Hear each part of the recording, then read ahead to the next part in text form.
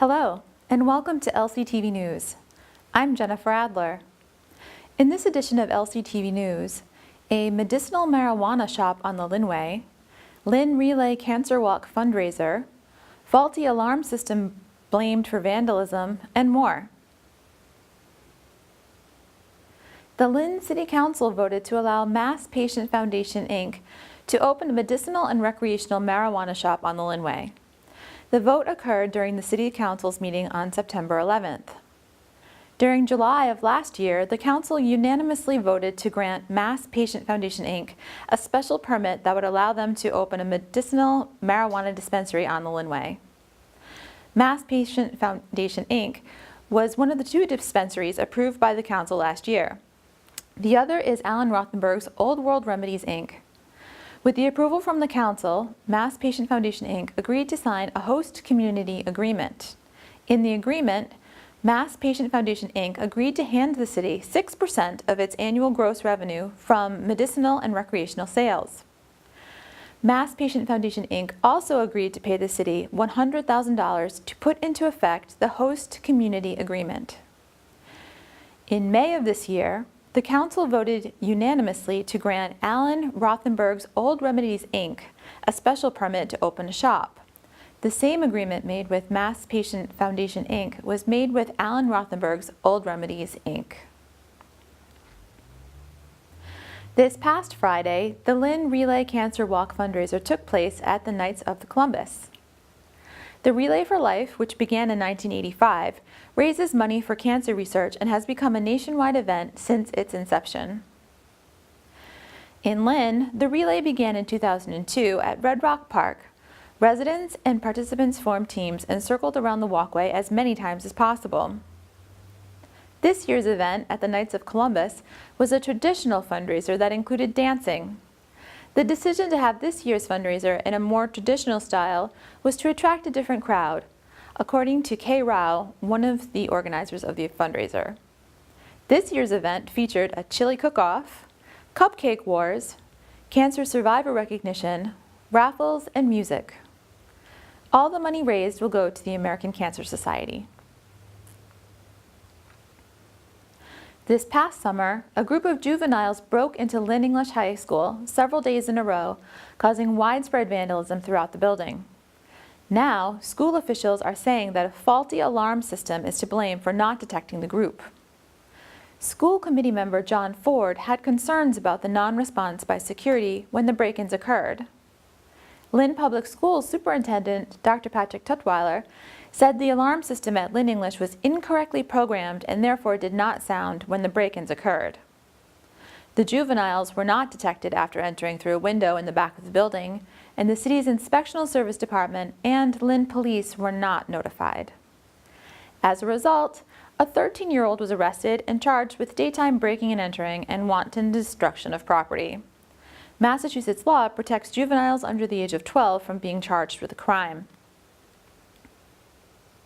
Lynn Mayor Thomas McGee, Beverly Mayor Michael Cahill, Peabody Mayor Edward A. Betancourt Jr., and Salem Mayor Kim Driscoll announced the establishment of the North Shore Merrimack Valley Relief Fund for residents of their cities to donate directly to those impacted by the natural gas explosion and fires in Andover, North Andover, and Lawrence.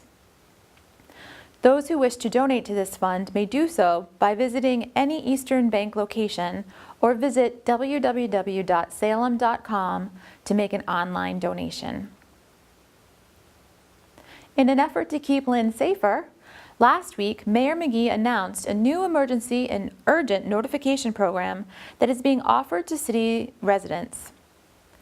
With the RAVE Mobile Safety Program, residents will receive accurate and up-to-the-minute information pertaining to the City of Lynn, including parking bans, weather alerts, school closings, missing person alerts, and more.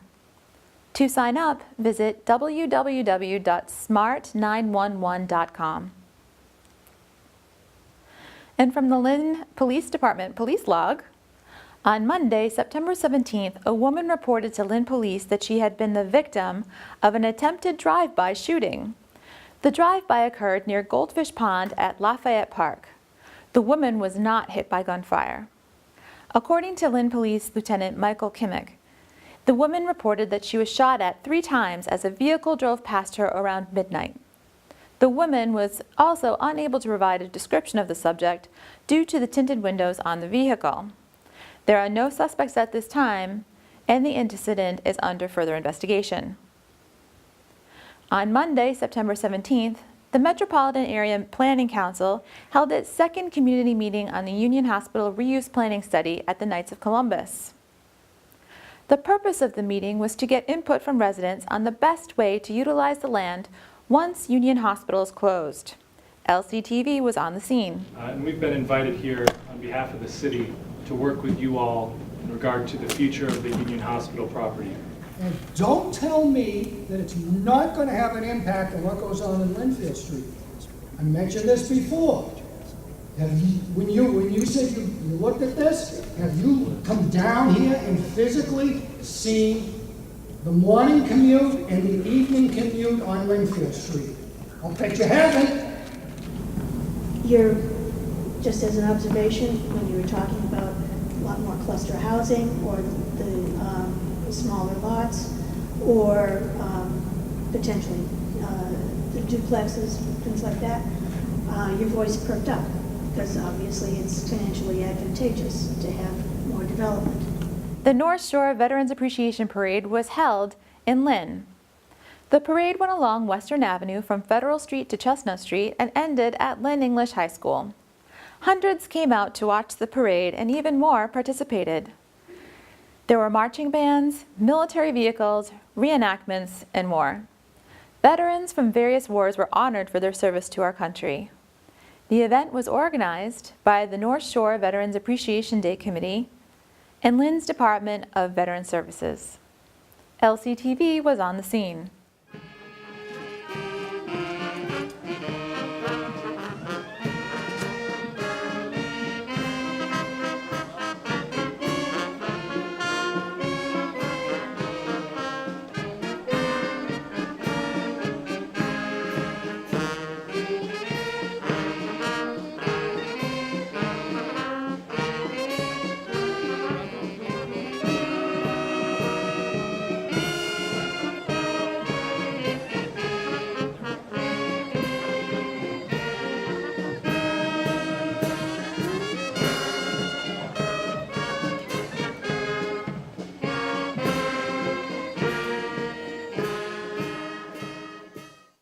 The Pine Hill Reds visited Mayor McGee last week after having a successful Little League season.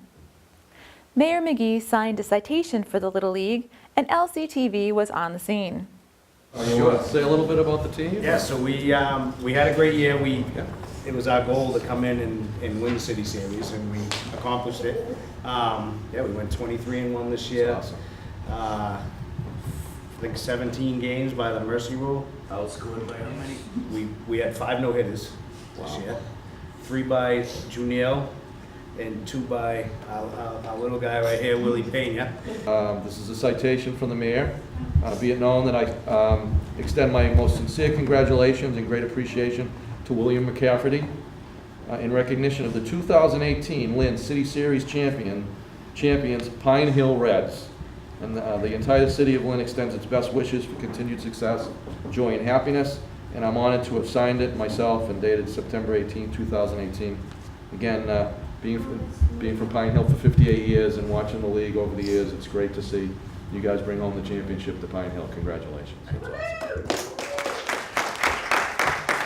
awesome.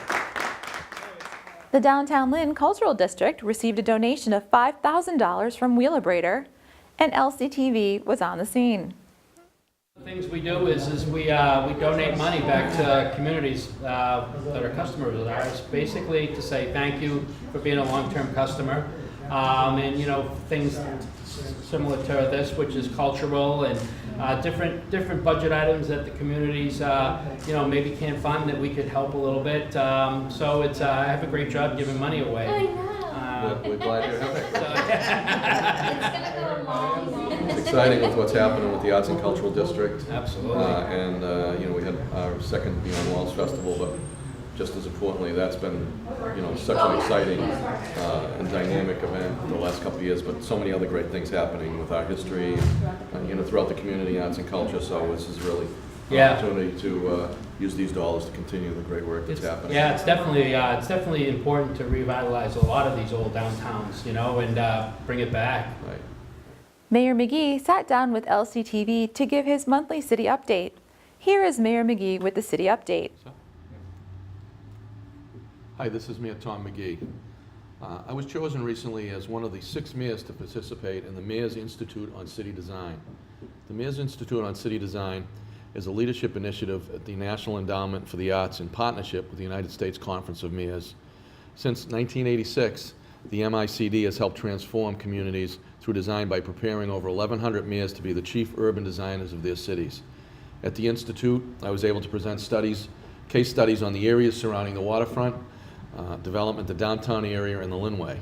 And most importantly, talk to planning experts and get their feedback on our vision for the city and what would help this vision come to life. It was a great opportunity. It was in Anchorage, Alaska, and I was with 5 other mayors and got a chance to integrate with them and talk about what's going on in their communities, but more importantly, have a chance to talk to the planners who are experts in the field and really take a look at some of the great opportunities we have here in the city.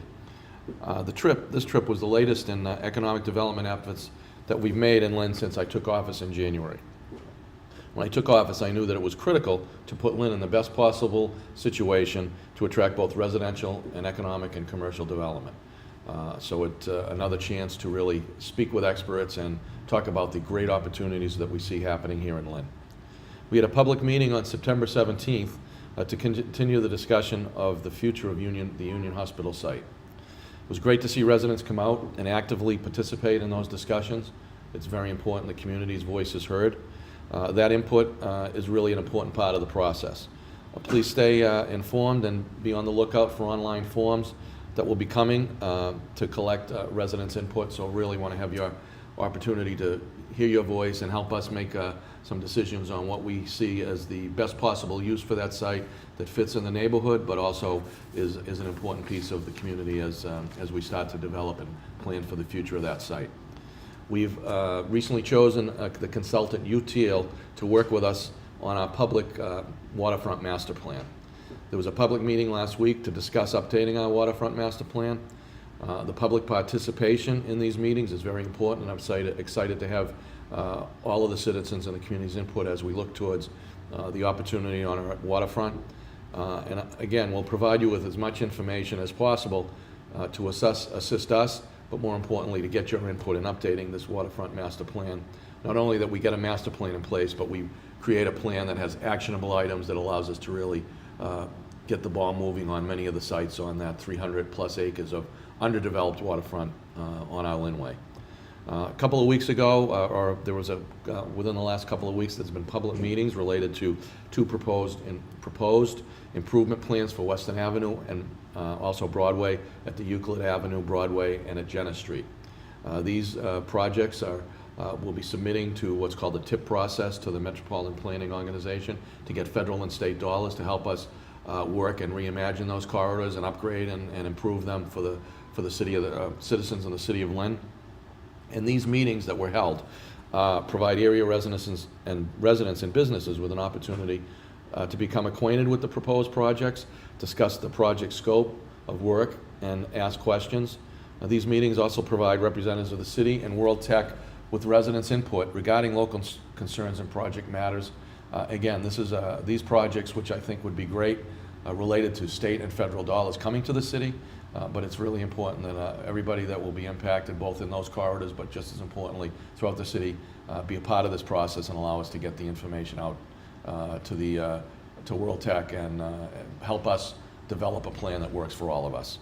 And finally, the next movie that's going to be shown at the Lynn Auditorium is on October 24th. The movie is called Stiffs, and it's actually Danny Aiello, who's an actor that many of you have seen in many movies, will be with us and will be speaking after the movie, questions and answers, talking about his experience in filming the movie, but more importantly, it's exciting to have him here in Lynn as an actor who's been in many movies throughout the years that we've had a chance to see. So come on down. It's again 6 o'clock on October 24th. It'll be a great time. Again, $3 to see a movie in the city of Lynn. It's as we develop this, it's our movie theater, and for $3 you get a great night, great experience, and to see a really good movie. We hope, and I hope that as you come down, that you get a chance to get out to some of the restaurants, enjoy downtown. Exciting things happening with the Beyond Walls murals, restaurants, and so many things happening, and it really is tied to the exciting things as well happening in the auditorium. Thanks for listening, and look forward to talking to you again soon. On this week's Community Connector, we highlight the art exhibition Caribbean Memories at the Lynn Museum.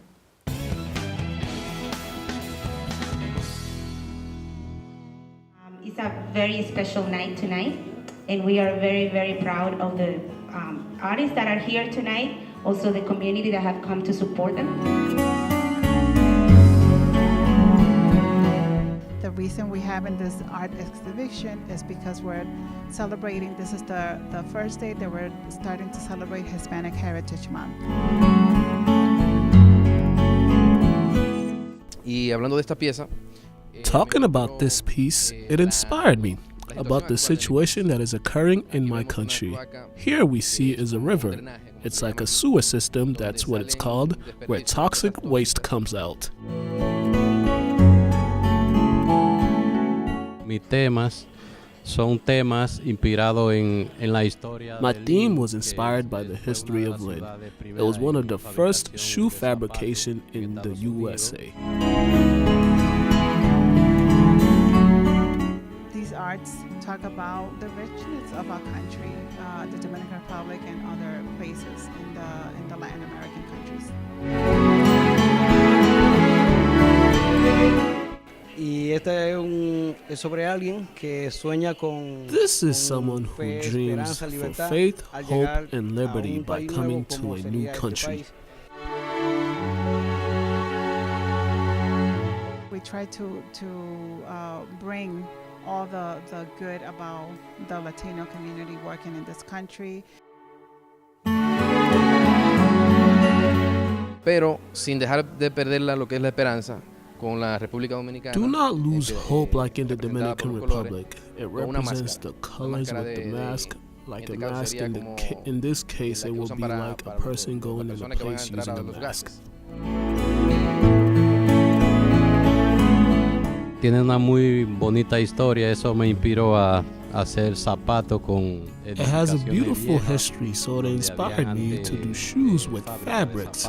So, back in the day, there were shoe factories, and that inspired me to do that theme. Happens in every other country, not only the Dominican Republic, but it's the job of the corporation.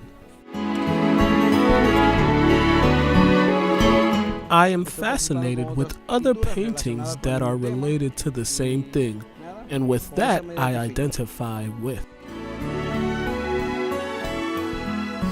Not only are they selling their art tonight, but a portion of the proceeds from the art will go back to benefit the North Shore Latino Business Association and the Lynn Museum Lynn Arts Organization. The Grand Army of the Republic held its inaugural celebration for the restoration of the Grand Army of Republic Hall. LCTV was there.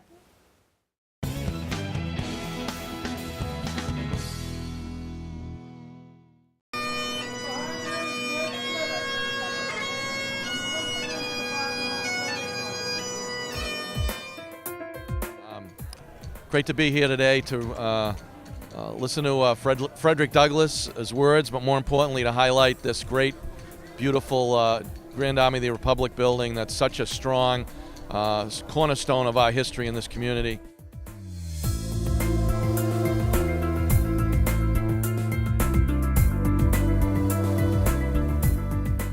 I think it's important to invest in the neighborhood, and I think obviously this building's something that's important not only to the neighborhood, but it's important to veterans, it's important to families, and when you see the disrepair it's in, it's really sad. So I think it's something that we felt passion for when we first toured the building, and I think it's something we want to help with.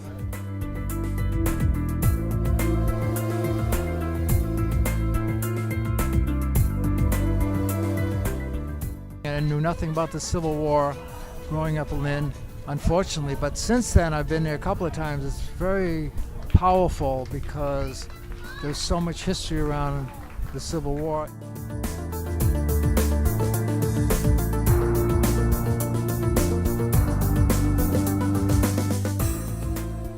I think it ties people to history. I think people can go through there and really see, you know, the history of this community and people that were invested here before them. And I think it should stir up patriotism, and it should stir up feelings of community and ties to their local community.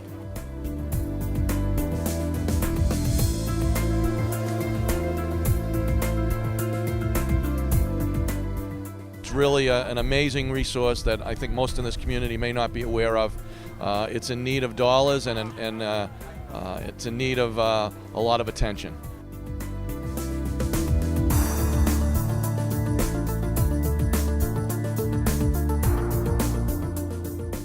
It's fantastic. So I was talking to Darren earlier. There's a lot of people. It's a great turnout. It's great to kick off with stuff like this, and hopefully we can get there. There's a lot that Dexter was talking about that needs to be raised, and you know, you're talking $3-4 million in total to really get this place into good shape. That's a heavy lift, and I hope people can step up.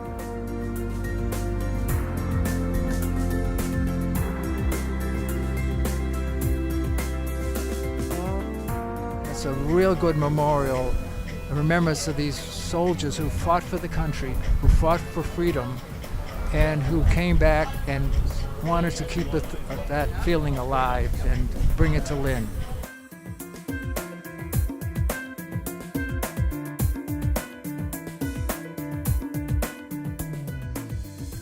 This is the only other GAR hall, I believe, is in Marblehead nearby. You can't get into it maybe once a year. And so we should do more of this. The crowd was wonderful. The city council was good. Darren Sear was wonderful for pulling it off. The mayor was good for being here. So it's really exciting to be part of it.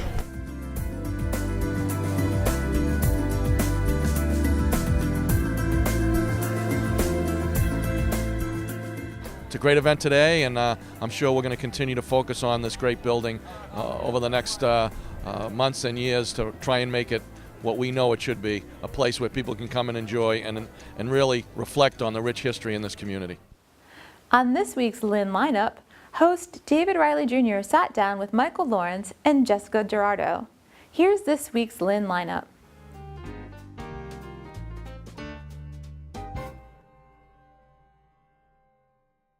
Welcome to the Lin Lineup, a show that highlights upcoming events happening in the Lin community. Today we're here to talk about the LGMD Awareness Day fundraiser for the Camron'sCure Foundation, happening on Friday, September 28th from 7 to 11 p.m. at the Knights of Columbus on Lynnfield Street. And I am joined by Michael and Jessica. Thanks for joining me today, guys. Thank you for having us. So for those out there that are not aware, including myself, what exactly is LGMD? So LGMD is a type of muscular dystrophy called limb-girdle muscular dystrophy. My son has type 2S. So it's a type of muscular dystrophy that has many different subtypes. And it affects like the muscles, muscle deterioration, and from the 2S, there's intellectual impairment also that goes along with it. So how does this disease affect everyday life? It affects everyday life. So my son is intellectually impaired. He learns a lot slower than other kids because of this. It affects his emotion, his learning, and just in the past 2 years has really affected his muscles. So long walks are hard for him. Going up and down the stairs can be just tiring for him, more tiring than everyone else. Playing with other kids, getting up off the floor is extremely difficult for him, and so getting into the car, he lifts his legs with his upper body, with his hands. So it just everyday muscle, everyday movement, and it's just more exhausting for him to move around than it is for us to move around. So. And we were talking before the show, so the gene specifically that causes this has only been found recently. Yes, so this gene was discovered 4 years ago. It's called TRAPC11. So that's the gene that causes limb-girdle muscular dystrophy type 2S. So they discovered it 4 years ago. So even if my son is 15, our son is 15, and even if he had gotten genetic testing 6 years ago, it would have never shown up because it was only discovered 4 years ago. So last year they sent in genetic testing for me, his dad, and my son, and me and his dad are carriers, and he has it. So. And we also were talking, and he's actually part of a very select few that have this. Yes. And that's part of the reason that you guys wanted to start this foundation. Yes. Correct? His dad's first came up with the idea to start the foundation, so if you want to talk on that. Yeah, it was about a year ago, and like I was kind of describing before, we felt very hopeless before he was diagnosed because they thought it might have been one thing, and they did testing and it came out that he didn't have that. And the doctors, we got moved from one doctor to another specialist, thinking it was one thing, thinking it was another. And we were beginning to just feel hopeless and we wanted a diagnosis so bad. And so finally, when we got the genetic testing back, we were relieved, you know? We were very relieved that finally we had a diagnosis and we knew how to face this, you know? And we were prepared to now go meet with the doctor and get some treatment and learn about it and be able to move forward and to help his life. And so we went to the initial doctors, the appointment after the diagnosis, and basically it was very quick, it was very short, and we got told that there really wasn't any treatment. They didn't even know anything about it. They didn't really tell us anything about it. Everything we've learned about it, we learned on our own through research on the internet, which is very minimal, it's very small. And I remember leaving that doctor's appointment feeling very hopeless. I was in downtown Boston, and as a father, I felt really hopeless. And I know Boston is like the home of epicenter of research and development for pharmaceutical companies and research companies, and I felt like there had to be something that we could do.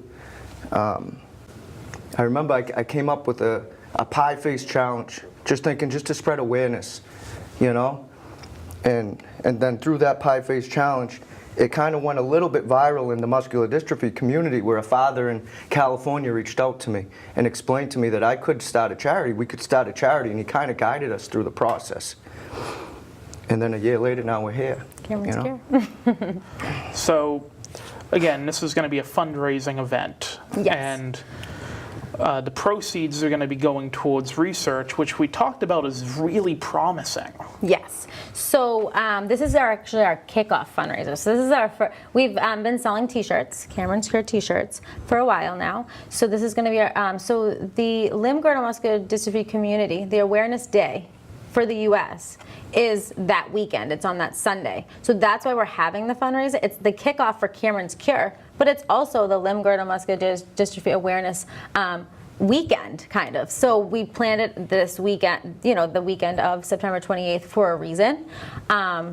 So in the proceeds, so they're, like I was saying to you earlier, they're right at a breakthrough with muscular dystrophy in general, especially limb-girdle. I went to a conference in Georgia a couple months ago, and I met with actually the president of the gene company that's actually working on limb-girdle muscular dystrophy gene therapy.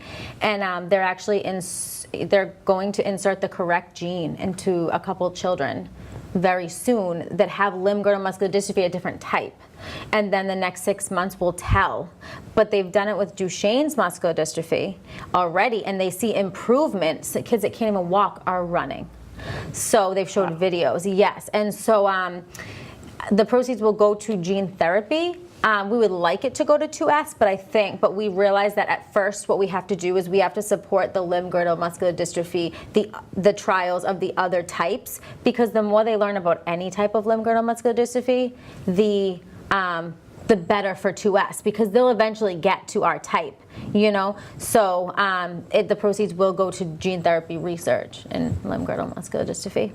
And that's a fantastic way of looking at it too, to help the overall to get to the individual type.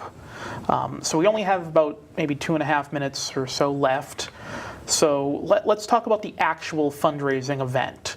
So people come out to this, what can they expect at the Knights of Columbus? Okay, so we have put together the fundraiser, so it's $20 to get in per person, and that includes food. We have a couple of places that have donated some food. We'll have a variety of Italian food, Hispanic food, and food will be with your ticket, included with your ticket. We'll have the cash bar. We're gonna have a DJ with dancing and just having a good time. Just go out to have a good time and just raise money and celebrate the kickoff of, our foundation. So there'll be raffles. So we have a couple different, we have some Patriots tickets to raffle off. We have a week at a cabin in Maine to raffle off. We have many Lin gift cards, places from places in Lin, and we have many baskets. So it should be a good time. All right. Anything else you guys would like to say before we wrap up? Just if you want to have a good time, please come support Camron'sCure Fundraiser. It will be fun, and you're supporting a 15-year-old from Lin that goes to Lin, born and raised in Lin, goes to Lin Classical, and so. Well, I wish you all the best of luck, and I really hope this event is a success and that going forward the foundation raises a lot of awareness and funds for research. And again, that's the LGMD Awareness Day fundraiser for the Camron'sCure Foundation, happening on Friday, September 28th from 7 to 11 p.m. at the Knights of Columbus on Lynnfield Street. That's it for this edition of the Lin Lineup. Thanks for watching.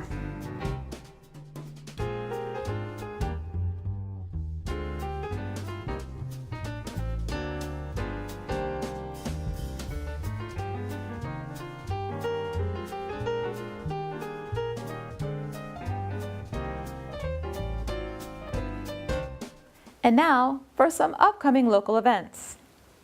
On Thursday, September 27th from 5:30 to 8:30, Lin Economic Opportunity will be hosting Fiesta de Leo at the Lin Museum.